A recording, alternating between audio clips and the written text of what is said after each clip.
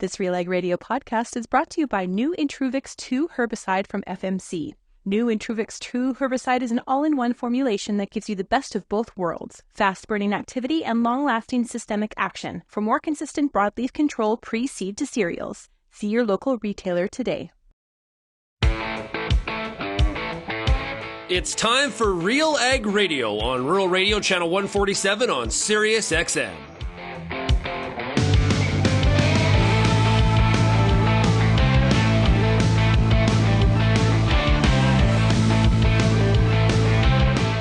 RealAg Radio and RealAgriculture.com is your home for insight and analysis of the issues that are impacting your farm business. Let's get real and get connected with RealAg Radio.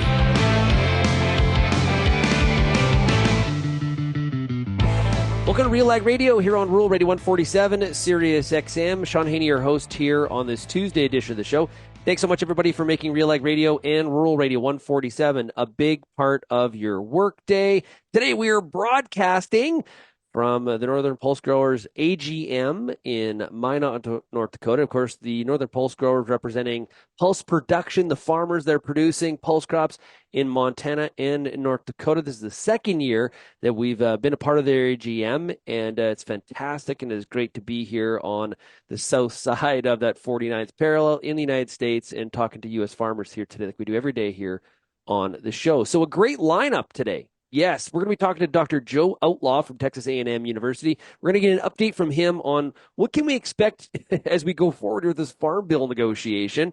We're also going to be talking to Nicole Atchison. She is with Puris. They are a pea processor in the U.S., in Minnesota. She's going to talk about some things that China has done that has really, really impacted the market when it comes to pea protein. Chuck Penner, who everybody's very familiar with from LeftField Commodity Research, will be here to talk about the pulse market and what is happening across all the different pulse crops from a pricing perspective. And then we'll finish up with Jacob Shapiro, who is with Cognitive Investments. Jacob and I also do the Frontlines podcast together. But let's get into it. Let's bring in Erin Becker. She is the Marketing and Communications Specialist with the Northern Pulse Growers. Erin, great to chat with you. Thanks for having me on today, Shaun. Yeah, well, thanks for having us back. I really do appreciate it very, very much. We love working with you, so this is great. Okay, so now, Northern Pulse Growers, talk about the organization, who you represent, and some of the things you're up to. Sure. So we represent the farmers of chickpeas, peas, lentils, faba beans, and lupins in the states of Montana and North Dakota. So really our key pillars of our organization are marketing, education, government outreach, and really just trying to, and consumer outreach as well. So trying to, grow those acres and also grow consumption of these healthy crops. So yeah, that's what we're here doing today. Yeah. You got a great agenda, a whole bunch of farmers in attendance, and the weather is a little bit better than it was last week. So that's good. A little bit. Timing is everything, Erin. Because I really, when I was there last year, I really got I guess the perspective that there really is an interest, and people see increasing pulse acres as really an opportunity to diversify the crop rotation, especially in Montana. North Dakota's got a few more cropping options that are obviously people are growing, but this is an opportunity. Having another crop that could fill substantial acres is not a bad thing. Yes, and they are a low water use crop. So on years of droughts, it's another crop that you can look for that might be beneficial. They add nutrients back to the soil, as we all know. Just the markets for them are starting to increase as the world need for protein increases. So it's an exciting time, and it's really fun. In Montana, we worked with the PNW Canola Association, as well as Montana grain growers. So it's really fun to really join up with our other commodity groups and really tout what we have to benefit those crops as well. And as I talk to listeners in both those states, there's some optimism about 24. Yes, definitely. Yeah. And we've had an increase in attendance this year too. We're almost out of seats in the convention space. So it's great to see people interested, and we're hoping that they grow some pulses in their rotations this next year. Okay, well, what I do want to mention is that if you are interested in the Northern Pulse Growers Association and you're looking to maybe find out more information about some of the things that they are doing and maybe the opportunity that pulses could be for your farm, I encourage you to check out the Northern Pulse Growers Association website. It is northernpulse.com. Erin, thanks so much for joining us here today, and I am really looking forward to the show because it is brought to you by Northern Pulse Growers Association. So thanks for having us back. Great. Thank you so much, and enjoy your day. Okay, when we come back on RealAg Radio, we're going to talk to Dr. Joe Outlaw. We're going to talk some Farm Bill when we come back. You're listening to RealAg Radio, brought to you by Northern Pulse Growers. It is time for today's product spotlight. So joining me, your host, Lindsay Smith, is Paul Sinkovich. He's with Vantage Ag. Vantage Ag markets themselves as the foliar experts. So let us know why. Well, Lindsay, our new sub-nano liquid fertilizer products are specifically designed to be applied in a foliar application. They're really easy to use. You mix them with your pesticides. You can apply quickly and efficiently through your sprayer. It really couldn't be any easier. We totally bypass the soil ecosystem, which eliminates many of the factors that can influence fertilizer efficiency. And so this new technology, we feel, is changing how growers actually think about their fertility strategies with an unheard of efficiency and ROI. It just makes sense. All right. And for those who want more information about Vantage Ag, where can they go? They can go to vantage.ag. They can also call us at Vantage Ag at 778-919-3370. There's power, and then there's superpower. Advancing the unstoppable superpower of pre-seed from New Farm. Take control. Eliminate weed competition and start clean in spring. Manage weeds early in canola, cereals, and pulses. Conquer, Goldwing, Thunderhawk, and Blackhawk EVO. Convenient formulations and multiple modes of action. Add more power to glyphosate, more benefits to your burn down. Go to newfarm.ca/burndown. And welcome back to RealAg Radio, broadcasting today from the Northern Pulse Growers AGM, Minot, North Dakota. And we're going to talk some Farm Bill now. And we're joined by Dr. Joe Outlaw from Texas A&M University. Dr. Outlaw, it's great to chat with you again. Thanks. Good to be here. Yeah, okay. So I guess give us the goods here. What are the odds that we're able to get a Farm Bill here before the election? Just take one step back. I mean, I had said all last year that it really couldn't happen, and it has to do with where they were at in the process. They really weren't far enough along whenever the deadline was coming. And so fast forward to now, what's different? Well, they gave us an extension through this year, so the pressure's off until September 30th of next year. But the question really is when are we ever going to fund the government? Because I don't see them taking up a farm bill before they get the government funded, and they kick the can down the path a little bit again to March. And so I've been saying in my public talks that really March 1 is when all the primaries start for the presidential election, and it matters. People are going to go and start running for the re-election in the House and that for this year. So I had been saying that if we didn't get a farm bill by March, that it would have to be after the election. And then after the election is interesting because the chairwoman Stabenow won't be here anymore in the Senate. She's not running again. There's people who think the Senate might flip Republican, which would change a lot of the dynamics there. So long story short, my answer is it's going to happen in 25. Oh, okay. Well, and what's interesting, I heard former member of Congress Colin Peterson talk about, it was a couple weeks ago, where he mentioned, maybe we should, what we have is pretty good, almost like maybe we're better off to hold with what we have. Is that how you feel? Not necessarily. They've got to make some changes. We haven't kept up with, I have our group at Texas A&M. We've done a lot of work for Congress, helping them set reference prices. That's the protection prices we have in this country. We helped them set those, and I can tell you that the data that we used were costs from 2012. So those protection prices haven't been changed since the 2014 Farm Bill initiated them, and so we are way behind on keeping up with inflation, and way behind keeping up with the big run up in input costs that we had 2 years ago. And so we really need. I mean, you can have a safety net. That's the thing. You can have the safety net we have is fine. And it still acts like a safety net. It just means that farmers are going to have to lose a lot more before they ever start getting covered. And we need to raise the safety net so that they have less far to fall, like a trapeze type thing. And we need to do that. And getting that done is really important.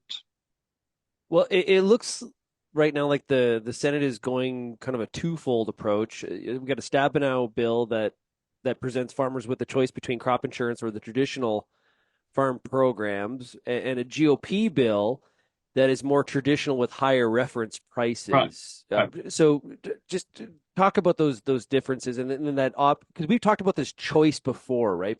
Choosing between the two. Well, again, the choice is a little bit different because in the past we had a choice on our Title I, our primary safety net, the ARC or PLC, the price loss coverage or the revenue coverage. What she's referring to is maybe making some area plans cheaper. And if you take that area plan, you can't have ARC or PLC. So it's a choice between crop insurance and Title I programs.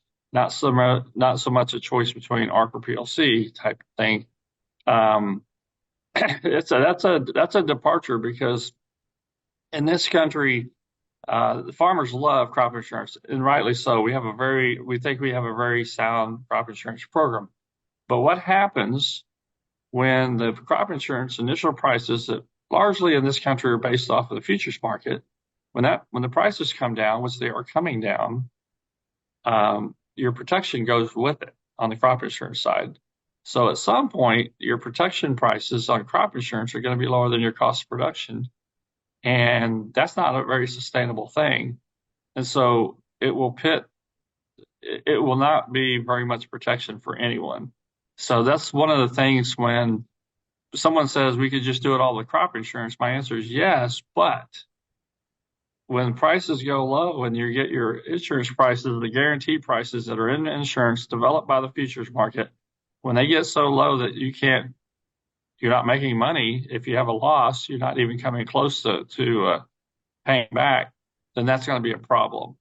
And that's what the proposal by Senator Stabenow would need to be careful of. Not that you can't do it. They just need to be mindful. That's what they would be doing. How was some of the prior use of the Commodity Credit Corporation, the use of it as an ad hoc programming under the Trump administration and under the current Biden administration? Now they're using it for different reasons or different enablers. Right. But how is the use of that impacting the importance of this Farm Bill negotiation? Well, I would say that, just as for your listeners, the CCC, Commodity Credit Corporation, a lot of people refer to that as the government's credit card, meaning that when we have commodity payments go out through the year, money is moved from the CCC to pay producers, and then each appropriations bill replenishes it. So what President Trump did when we had the coronavirus and even the trade war with China, he just went in there and he repurposed some of that money, knowing it was going to get replenished by the appropriations bill, and he repurposed it for ad hoc disaster. And then when the Biden administration came in, he repurposed it for climate smart commodities, $3 billion out to promote that. So, in asking the question about how it's producers don't really know. They just know the money shows up whenever there's a problem. But it has made it a little bit easier. President Trump basically showed the way of how to go in and use this money that supposedly, according to the whatever they call it, it's supposed to be used for market development. And so you can't just use it for anything, but it has tended to be used for disaster assistance. And it kind of got our producers thinking about pretty much every year there's a disaster somewhere, and are we going to get money? And so the CCC is a lot more reliable source than are we going to get an appropriations bill that will fund some of this disaster stuff. So it's complicated. I hate to say that it's complicated, but it's kind of a messed up deal is really the way to describe it. Yeah. The farm bill negotiations have traditionally been, there's been lots of debate, but it really is a ground of bipartisanship where both sides of the aisle tend to try to find some common ground. Is that still the case, or is it becoming, is this one a little bit more partisan in some respects? Oh, Washington, I've been doing this. This is my 37th year messing around in this. And Washington and the Ag Committee used to be the least partisan thing you could deal with. And now it's less so than everything else, but it's still very partisan. And, it's one of those situations where they talk a big game about they're going to work together, but they really don't. You mentioned if we do go past the election with this iteration of the Farm Bill, Senator Stabenow will be gone, not running for re-election. If we do have a situation where we have former President Trump in the White House, the Senate Republicans have control of the Senate and the House, how does that change things? What do you think the goals would be in that regard?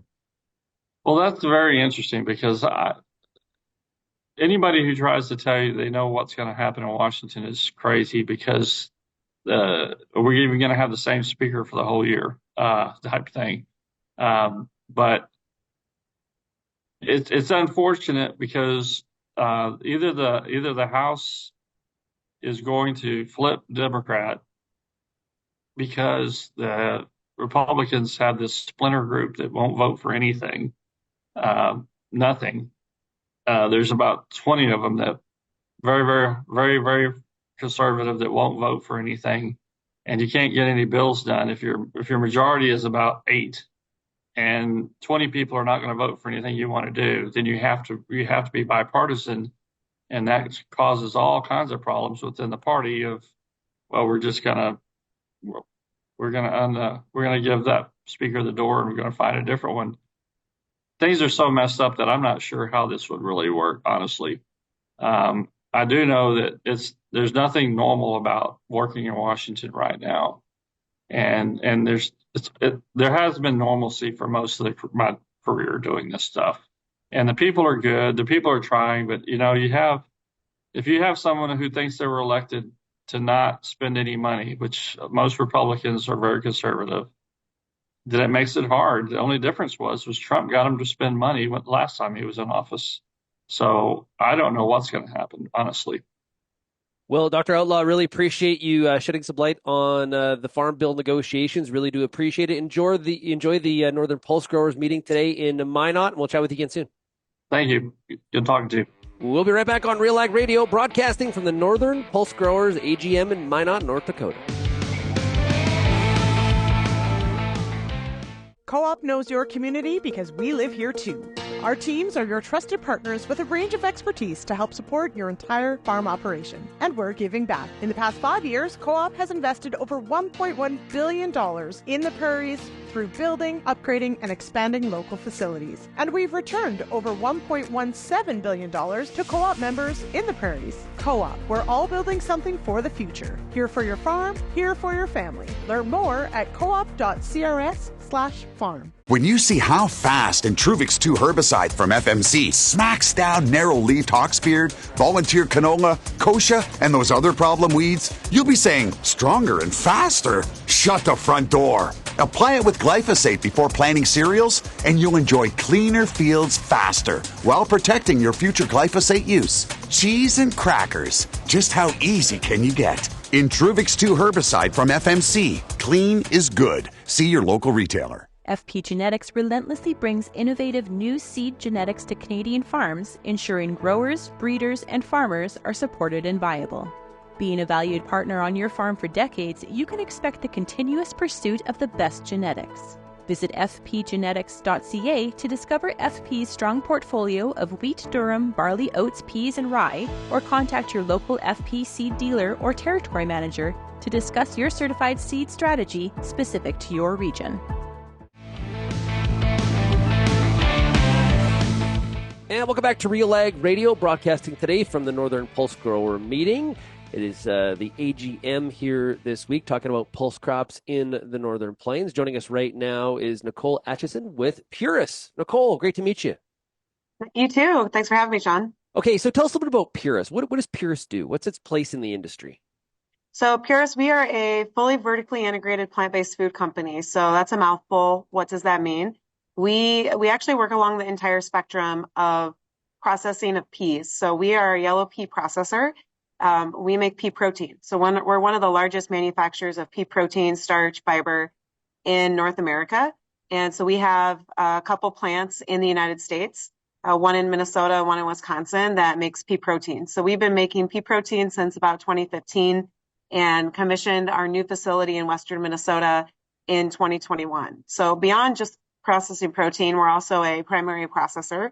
So we operate a terminal where we bring in peas directly from the field. We contract directly with farmers to grow the peas that we use in our process. And we actually go even one step farther back. We have an internalized breeding and development team that actually works on developing the LeftField peas that we use. So we started breeding LeftField peas in 1999, way before we started actually using them to make protein. Our roots as a company is actually a family business. My parents started it in 1985 from our basement. And so I was 2 years old when the business started, and we've been kind of growing it slowly ever since. But its roots were in soybeans. And really this notion of how can we make plant protein that tastes good, that we can make food from. And soybeans really were where that started and still is a leader today in the plant-based space. But as a small family company, when we made the transition to making soy protein in the kind of 2010s, that decade, it was very hard to compete. That's a very mature market. The incumbents are huge multinational companies with giant plants. And we had a small kind of niche non-GMO organic operation in Wisconsin that was challenging to compete. And so we were looking at our customer base, and our customers were looking for non-GMO. They were looking for great tasting protein. They wanted complete sources of protein. But they also wanted it to be hexane free. And they wanted all of these things. And we thought about how else could we deliver and check those boxes, but that's more unique than soy protein. And that's where pea protein came from. So we made the pivot in 2014, 2015 to manufacturing pea protein. We'd been breeding the peas for, over 15 years at that point. Now we've got a real situation that has happened in regards to trade with China. It is really impacting the Canadian and the Canadian and the U.S. processors, and it involves some pea protein that has been shipped into the U.S. that has really created a cheap glut of product. Talk about the challenges around that. Yeah. So right now the North America market is the largest market for pea protein in the world. The United States accounts for about 70% of that. So the U.S. is really the largest market in the world for pea protein. And there's a reason for that. I mean, we're innovative. We have a lot of the kind of early trends and early adopters in sports nutrition and beverage and plant-based food. But what has that done? That's also created a really enticing market for China, who is a large processor of pea protein. A large processor of pea starch. It's provided an opportunity for them to dump their byproducts into our market at really cheap prices. So China has been processing, to their credit, peas for a long time. They process peas to make pea starch for their vermicelli noodles or rice noodles, and the pea protein is a byproduct. That pea protein was before the growth of the market in the United States for pea protein as a ingredient in food, was used in pet food and animal feed. And really that's the quality that it really is designed for is that it's not high quality and it's pretty low functionality in terms of the type of products it can go into. But with the growth of the market, they saw an opportunity to to move a lot of volume and just offload a lot of volume here. And at the same time, I think there are likely some strategic moves on that too, right? As we've seen a lot of investment from processors in North America, ourselves and others in Canada making big bets to put up infrastructure on the order of almost $1 billion of investment in North America in processing. The Chinese manufacturers likely have been very strategic and also trying to undercut the ability of those processors to last, because that would give them market control. So there's about 100,000 metric tons of demand for protein in the US. China services almost 40% or more of that. So they import about 40,000 metric tons of pea protein into the United States annually. So in July of 2023, Puris filed a anti-dumping countervailing petition with the International Trade Commission to basically attest that China was dumping the protein at less than market value and hurting the domestic industry. And so we are asking for tariffs and duties to be applied to imported Chinese protein. We are in the middle of the petition now. We had the first preliminary ruling on countervailing duties, and countervailing duties are basically duties that counteract foreign governments subsidizing manufacturers to allow them to participate and interfere with market dynamics in another country. So the preliminary decision by the Department of Commerce in the U.S. is basically saying that they have found proof that China is subsidizing the pea protein manufacturers and allowing them to artificially lower their price. And so they put a preliminary countervailing duty of between 15 and 342% on Chinese manufacturers in December. The preliminary anti-dumping, so anti-dumping meaning that they're selling at less than market value or less than the cost of goods to manufacture, that preliminary ruling is set to happen in early February. So we'll find out that in a couple of weeks.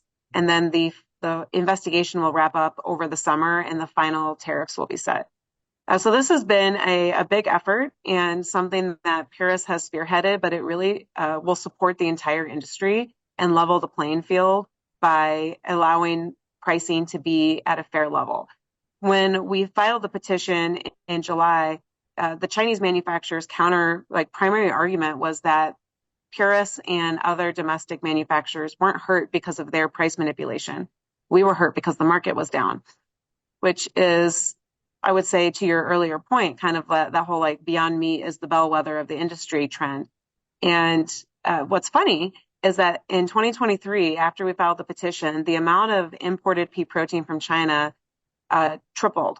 And they actually imported in 2023 a record amount of pea protein. So they exceeded their previous record and imported over 45,000 metric tons of protein into the U.S. in 2023.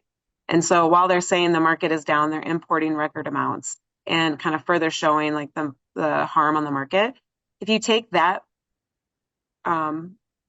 protein that's being imported by China, those peas are coming from Canada and Russia. So China is starting to use Russian peas at an increasing clip starting earlier in 2023. And Russia went from 0% of their pea usage to over 12% just in the first 2 quarters. And so we expect to see that increase. The U.S. isn't participating in that market from a peas. If we manufactured all that protein here at home, that would take between 250 and 300,000 metric tons of peas to make that protein. So our kind of argument is that it's better for our farmers to keep manufacturing at home because it builds a domestic market that the U.S. farmer can participate in. And the Canadian farmer is probably already participating in it, but that market is getting taken by Russia. And to maintain that market, having domestic processing where we can have a safe and secure supply is important for the whole system to be resilient. For food manufacturers, are they not taking this as an opportunity to use some of this cheaper product to lower some of the costs downstream to the consumer, or is demand not strong enough to deal with this amount of supply? Good question. I don't have full visibility to the S&D of what's happening with the imported pea protein. Some of it may be in warehouses. Some of it may be being sold, to your point. there's definitely manufacturers who are going to capitalize as long as they can on cheap imports from China. But there is a trade-off to that. And the trade-off is in quality and repeat purchase rate and actually having a secure and safe supply chain. So these are conversations that we're having with food makers every day. And, there will be a change to the market and the market price. And that is not going to benefit everyone, but it will benefit brands who are making the choice to, buy domestic and work with quality products and allow them to really level the playing field in price on certain categories as well. And that, when you look at what do consumers care about, taste and price are really the one and two things, but taste is number one. And it's so often overshadowed by cost, because when there's a huge cost discrepancy, it's really hard for a consumer to say, like, oh, I'm going to pay twice as much for something. How do you overcome that, like, 2x price differential with taste? Like, that's a hard qualitative thing to do. But if you start to level the playing field in price, all of a sudden taste is going to be much more important in a consumer's decision to purchase, and more importantly, purchase the second time. So buying one time is not the hard thing. Getting someone to buy it twice is the hard thing. And that's where the taste and everything really plays. And that's where I think investing and maintaining our domestic industry, innovation, market-based competition, all of that will drive product quality forward, will improve the base level, not just the premium, but like just the base level entry. So people trying plant-based foods for the first time have a great experience. That's what we need. We need every experience to be great so that the customers come back. And Nicole, really appreciate you joining us here today. All the best to you. Enjoy your trip to Minot, and we'll definitely be following up with you in regards to how all this goes down and whether or not those duties are applied on Chinese product coming into the U.S. Thanks a lot. Yep. Thank you, Shaun. We'll be right back on RealAg Radio, broadcasting from the Northern Pulse Growers AGM in Minot, North Dakota.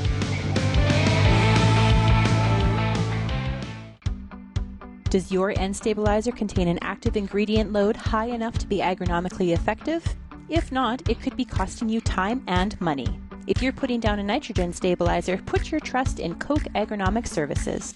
Solutions like Super U, Tribune, and Anvil. Each delivers high active ingredient concentrations that low-rate products just can't match. Compare how imitator products stack up to agronomically effective solutions at defendyourn.ca. Whether you're in a career within an organization, starting your own business, looking for your dream job, running your own farming operation, operating a company in ag or food, or want to hone your overall life skills, this conference is for you. Celebrating over 10 years of bringing women in ag together, join the Advancing Women Conference in Calgary on March 17th, 18th, and 19th. Visit advancingwomenconference.ca for more information and to register.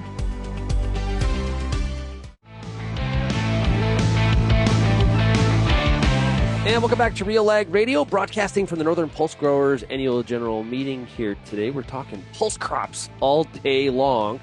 And joining us right now is a very, very familiar friend to RealAgriculture is Chuck Penner of LeftField Commodity Research, based out of Winnipeg, Manitoba. Chuck, how are you doing today? Good. I came down south to Minot to get some warm weather. Yeah, you're in the banana belt of North Dakota. Is that what you're saying? You betcha. You know, anything's better than last week. Yeah. Man, yeah, I'll tell you. Yeah, it was brutal out your way. Yeah, absolutely. Okay, Chuck, let's talk about the pulse market. Overall, right now, how would you describe demand? Is demand strong right now? Are China and India coming through? Just give us a brief overview. Well, it is interesting. I mean, of course, as always, it goes crop by crop and subcrop by subcrop and all of that kind of stuff. But yeah, I would say pulses are in a good spot. We developed something a few weeks ago we released it a few weeks ago. It's called the Market Strength Scorecard. So it takes all the different crops and looks at things like seasonality and momentum and historic price strength and then fundamentals. And so it's a composite score. And basically all of the pulses are toward the top compared to, things like canola and spring wheat and those kind of things. So there aren't any. I mean, there are a little better and a little worse, but for the most part, pulses are the strongest scores out there right now. What's driving that? Has it been the dry bias through the northern plains and Western Canada? Is that really the driver? Concern about supply? Well, it is a big part. We had a drop in acreage of peas and lentils last year, and then the yields were compromised as well too. So that's part of it. But for things like something like peas, all of a sudden, we had penciled India out of the picture for this year.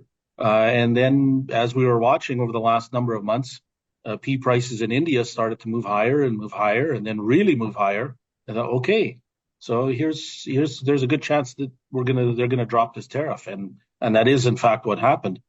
So you have it used to be in the old days it used to be India was the buyer, and then when they dropped out, China became the buyer. So we only had one major buyer at a time. Now we have two. And the only issue with India is that for now that the deadline is of the zero tariff is March 31st. Right. But that could be extended. I'd probably put 50-50 odds on that being extended right now. So if it is, then suddenly they're going to be buying all for the rest of the year, and maybe even buying, and probably buying some new crop peas as well too. So that starts to change the whole new crop picture for peas, for yellow peas in particular. Does India treat the U.S. and Canada the same, or talk about that a little bit? On paper, yes. Part of it is you have historic trade relationships with individual companies, traders and companies and things like that. And so those are hard to break. The other thing about the U.S. market is that most of their export business for pulses has been, and I don't have an exact number or anything, but has been built around food aid and things like that. So these government tenders are a large part of the export business that they do.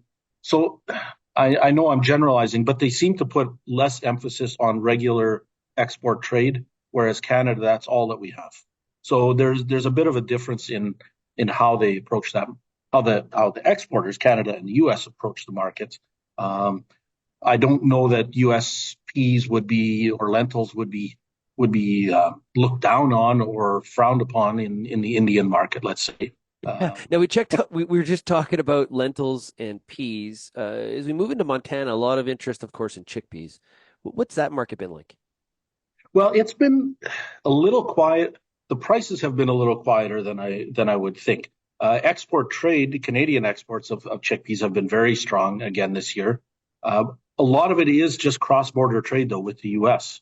So the chickpea market, the Canadian chickpea market is closely tied to the U.S. So it's we do export to other countries, Pakistan and some other countries and things like that. But right now it seems that it's mostly a North American market, and we're seeing prices in other countries though really take off. And so I think there's going to be continued really strong demand for chickpeas in the next little while. And I think that should be supportive for prices because we don't have a whole lot of them here again this year. Yeah. It's interesting. As I've been talking to farmers, everyone recognizes, green peas and green lentils. That's the place to be. And if you've got some old crop hanging on a bin and you've been just waiting for prices to be high, you have found your time. And if you're still sitting on them, not sure what you're doing. But hey, everybody can make those decisions. But in a sense, though, different than maybe say like a wheat or a canola, I think there's not as much willingness to say, hey, I'm going to jump into producing green peas because it's more difficult. And one, availability of seed is also a bit of a factor here.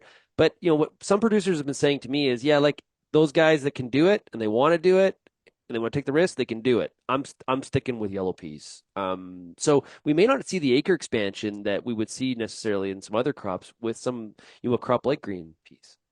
Yeah, well, I think we will see acres go up. It's just, but it won't be explosive. It's a matter of how much. I mean, you get these statements, well, nobody's going to grow this or everybody's going to grow this, and that those are exaggerations. And what? I think the seed supplies will be a real limit, and probably more so on the Canadian side of the border. Last year's pea and lentil crops in the U.S. were not bad, and so I think there might be a little bit more seed available south of the border. So, and even when I was down in Great Falls in November, people were already talking about boosting green lentil acres down there. So I think that's going to be the case again, or we'll see a further expansion in that. My concern is that those, of course, it all depends on the weather. But if we have an increase in acreage, a sizable increase in acreage, the size of those markets is pretty fixed. So you can actually fairly easily overproduce for things like green peas, especially green lentils. You can sometimes get a bunch more going to India, but otherwise the rest of that market is fairly fixed. So in my mind, it's fine if you want to grow them, but I would be getting a good chunk of them priced essentially, just because the new crop bids are, I think I was just looking this morning in Canada, they're mid-50s for both small greens and large green lentils. So, they're not the 70s, which are record prices, but mid-50s is quite something. It's pretty good. And I've the last couple of years traveled a lot through Montana and North Dakota, and there's a lot of interest in expanding pulse acres. Growers look in those two states north of the border and they say, hey, look at the opportunity this has provided the Western Canadian grower. Why not here? A lot of same weather patterns, soil types. There's an opportunity there. What's your message today to the delegates at the Northern Pulse Grower meeting? Yeah, for sure. I would say again, I think that's great. I think we can continue to grow those markets, but the part of it will be the marketing. And again, just getting back to a comment I made earlier about that a lot of it has been focused on food tenders, food aid tenders, and things like that.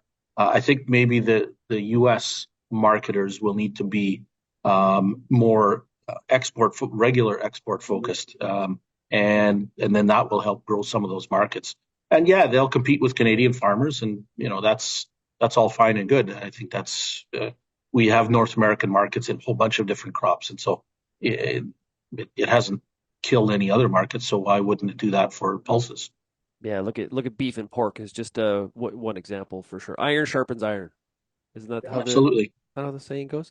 Well, hey, Chuck, thanks a lot for joining us. Really appreciate it. Enjoy your time in Minot, and we'll talk to you again soon, I'm sure. Okay, thanks, Shaun. Hey, we'll be right back on RealAg Radio here on Rural Radio 147, brought to you today by the Northern Pulse Growers. Through a growing storm of kochia, cleavers, chickweed, and more, there's a clear path. Introducing Oxbow, a versatile cereal broadleaf herbicide that gets the job done. Powered by Duplisan technology, Oxbow is your workhorse on resistant kochia and other tough weeds. With flexibility in timing, rates, and recropping options, your path is clear. Find your way on the path of least resistance at newfarm.ca/Oxbow. What's next for your fields? At Pioneer, delivering industry-leading genetics drives everything we do. From the scientists in the lab to our local teams with boots on the ground, we are determined to get there first. Developing top-performing products, proven in more growing conditions than ever before. Pioneer. What's next happens here. Visit pioneer.com/Canada to learn more. And welcome back to RealAg Radio, broadcasting today from the Northern Pulse Grower meeting, Minot, North Dakota. We're talking pulses all day long here on the U.S. side of the 49th parallel. Right now, joining us is Jacob Shapiro, great friend of RealAg Radio and RealAgriculture. He is with Cognitive Investments. Hey, Jacob, great to see you again. Shaun, we got to stop meeting like this. I also got to tell you, when I talk to my non-ag friends, and I say, I'm speaking at the Pulses convention, they have no earthly clue what pulses are, which is going to be one of my messages today to the convention. You guys have a big marketing problem. You have one of the best products that everybody needs in the world, and nobody has any clue what y'all are doing. Yeah, well, you know what I always lead with when that happens? I'm like, well, do you like hummus? Oh, I love hummus. Well, there you go. That's chickpeas. That's a pulse, or your plant-based burger. There you go. Okay. A lot of attention right now on shipping costs. And a lot of that is being driven by some real geopolitical issues, to probably understate it, in some of the main shipping lanes. give us an update on what we're looking at here and how significant of a cost we're facing. Well, the way things stand today, the United States, with a coalition of allies, primarily the UK, is providing some support. There's some others who are providing rhetorical support, has struck back against the Houthis in Yemen, and it hasn't worked. The Houthis are still firing away and making problems in the Red Sea. And so as a result, as you said, we're beginning to see shipping costs go up. And it's not just shipping costs go up. We're beginning to see anecdotal reports of manufacturing supply chains getting geared up. Oil, it's starting to, Brent crude has been stuck range bound between sort of 75 and 80, surprisingly, in my point of view, for weeks, if not months. Yeah. That's starting to poke its head up a little bit. We're starting to hear, is production cuts, what is this going to mean, sort of in general?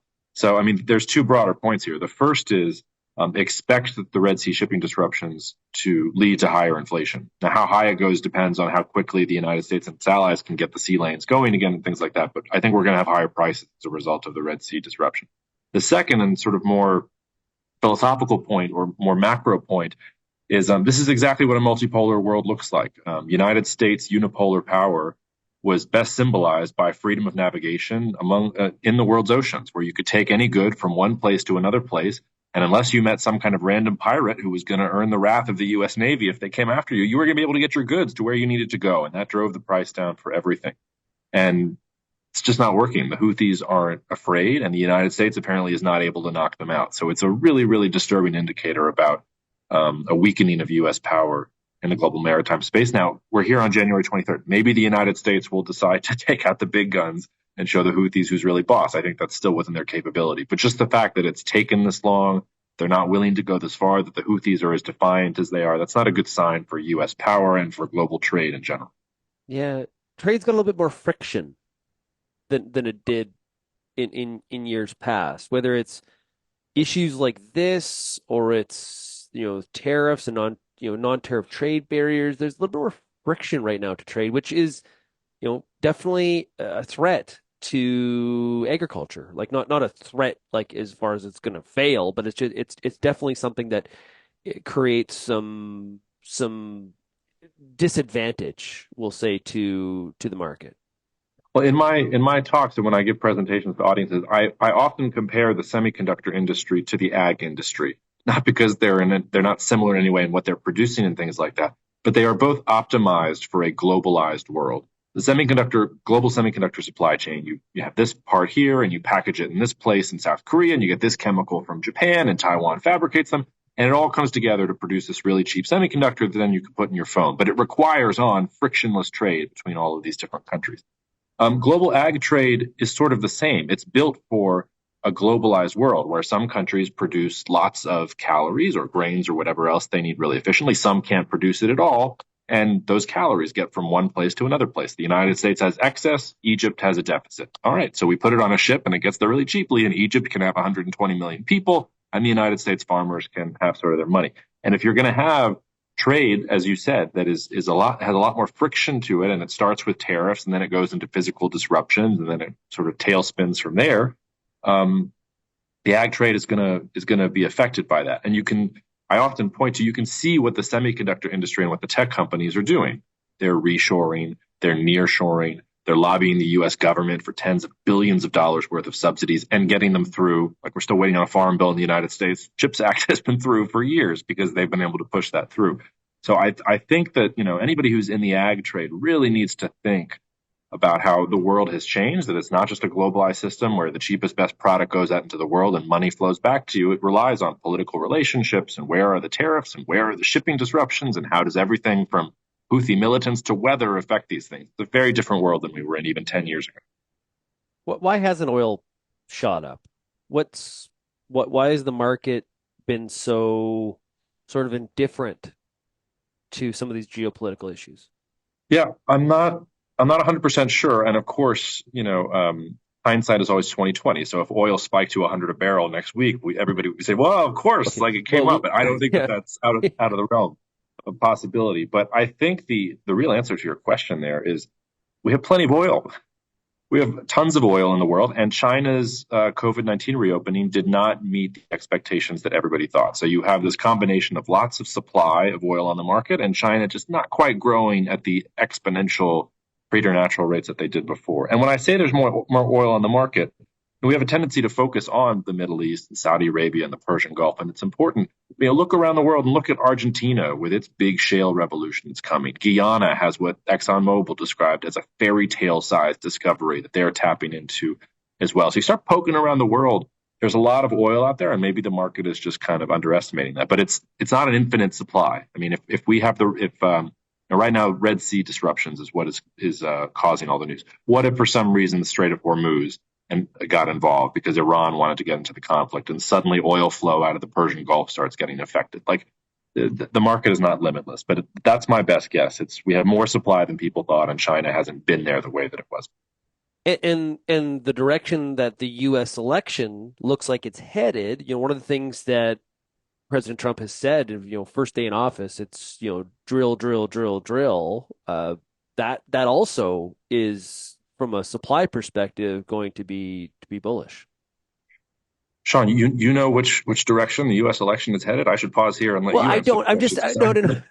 Well, if you were to believe the polls today, and again, time-stamped January 23rd, 2024, he looks to be for sure the Republican candidate, and if it is Trump versus Biden, that looks to be favorable according to some polls. So let's just imagine that's what happens. We're going to see a push for domestic production increase. Yeah, I mean, don't trust the polls, but I agree with you. I think we can say that Trump is going to be the Republican nominee. Beyond that, though, I mean, we're also dealing with two. I think Biden's over 80 and Trump is right underneath it. I mean, all it takes is one slip in the wrong place for either one of them, and we're sort of in a completely different universe. But yes, and I'm glad you brought that up too, because and I hate talking about U.S. politics, and I always joke that I love my job because I don't normally have to talk about U.S. politics. I talk about politics everywhere else.